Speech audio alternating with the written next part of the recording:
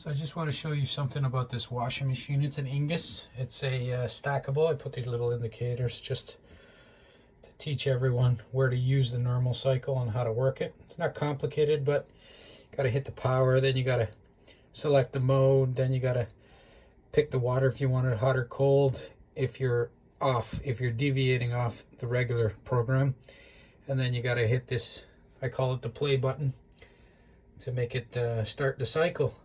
Now I was doing that earlier, and what happens is the machine would stop, it would freeze up, and I would get a door lock code, and it would not spin, it would not do anything, and it was half load. The door wouldn't open either, so then right away I turn the machine back off, and then I turn it back on. It's plugged in now, and then I would hit the cycle again. I knew the machine was full because what had happened was the load was still in there, the water was still in there, but it wasn't draining, and the machine unlocked itself. So automatically I suspected the pump, so I did go down, I pulled out the filter. I made this little thing because the load was full of water. I pulled out the filter and see my bucket's full of water. I did pull out a whole crap load of coins and lint, and there was no socks as everybody says, but there was screws, coins, and lint.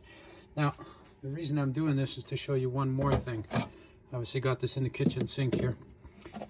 This thing here gets really, really dirty. This is the cap. So what happens is when you push it in, this has to line and this swivels. So you push it in place, and this cap could only go straight because what it's got to do is it's got to catch everything as it comes down, and then it's got to filter the heavy items. And the rest of the items, the water should be able to go through it into the drainer. But if it doesn't, right off to the side here, there's the pump, the water pump. So it pushes it, aside from draining it down, it goes into the pump, and what it does is it pumps it up and through the drain, the back of the machine. I fixed the machine, so I fixed the problem, but what I found was this thing here popped up. And this is just loaded with gunk and dirt and black stuff, and you don't normally see this because nobody really pulls this part apart. This actually goes like that. I got the other hand occupied, so I'm only using one hand, but that clocks on like that. You don't think about looking in there, but it was just full of this black stuff, which gave an odor. It gave like the machine, it smelled like a sewer. So what I'm suggesting is, I know you guys put tablets in the machine and clean the machine in the whole 9 yards, but this sits on the bottom, so what it always does is contaminates the water constantly. Doesn't matter, every load, this never gets drained properly. This sits as dirty as possible, and you can see like a little bit of black stuff here. If I rub my finger through it, you can see it. It's a heavy sediment. So what I suggest is, if you are gonna clean out this filter, I'm going to clean a little bit better with a brush. This is just a first chance. Like I say, there was all coins and stuff in there. I just threw them in here just to catch them. Old coins, you can see they're rusted. There was old screws, and there was a whole lot of lint. But I suggest pulling this apart. It's just a clip fit. It's a pressure fit. Nothing there. And I told you it was loaded with black water and gunk. And inside here was just loaded too. You can see it's still dirty. I would recommend cleaning that, because cleaning that would only help the machine. See, there's the pump, and see how black and dirty it is in there? So I'm going to run a brush through there, and I'm going to clean it. There's no use in putting a video through here. Now, the reason I did this was because my machine is in a very, very tight spot. So I didn't want to, it's stackable too, so I didn't want to go through all the trouble of moving everything. So I did it on the spot, and that kind of helped a lot, because what I did is I just loosened the cap. I grabbed it, let me just show you. I grabbed it complete here. So what I did here was the cap, sorry about that. See, this only can go facing upwards. And what I did was slowly, I loosened the cap a bit, and then I let it drain the water, and then I tightened it back up, threw it in the bucket. Then I did it again, threw it in the bucket, then I did it again, threw it in the bucket. Then in the end, I have a little pair of pliers, and I have this little magnet here. And because what happens is the actual pump, this is the pump here, but the outlet is off to one side. It's not easily accessible. While I unscrew this. So the outlet is actually this pipe here, so you got to put your finger in and around. You're supposed to see if the pump spins. So the pump wasn't very free. I heard noise in it. I ended up finding this little clip in there, but I could hear it, but I couldn't get it. So what I did was I ran this magnet 45 that I kind of like bent it like that, and I ran it inside and kind of shuffled it around the motor to see what I can grab, and it obviously automatically was a metal object and I grabbed it right away. I have this other magnet, but it's too straight. It doesn't allow, even though it's flexible, it's not flexible enough to grab whatever was in there. So that's my little tip over there.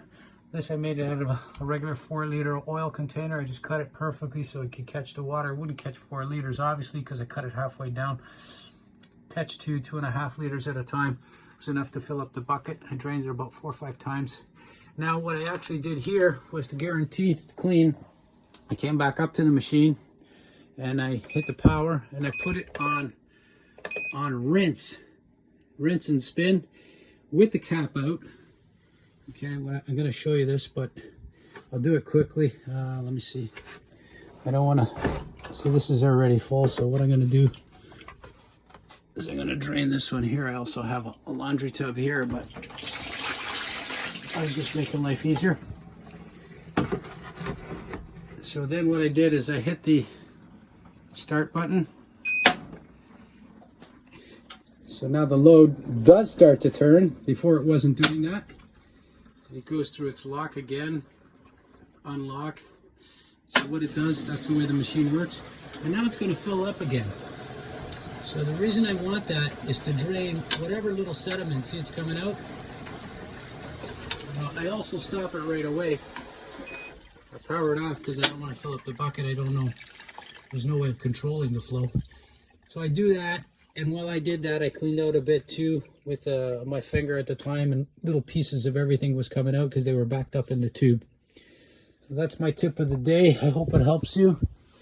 And obviously it's not a difficult repair. To pull that bottom panel off, I'll show you quickly. I have it here. So here's the bottom panel. It actually goes under the machine like that and pushes upwards. These 2 little clips, one over here and one over here at the top. Let me span out here. They clip to the top of the machine, and at the bottom they're hard to see, but there's 1, 2, and obviously 3 little 1/4-inch screws. Let's see if I have them here. Yeah. So these are the guys, they're 1/4-inch screws. They also have a Torx head on the inside. No, these ones don't actually, sorry. 1/4-inch screws. They're a little bit difficult to get to because it's very close to the ground, and there's a lot of space to get your screwdriver in there and everything. So I managed to do it with I started off with a screwdriver. Let me see where I put it. I started off with a screwdriver, but then I had to end up finishing the job with this, with a ratchet, because there wasn't enough room for the screwdriver in my hand to get under.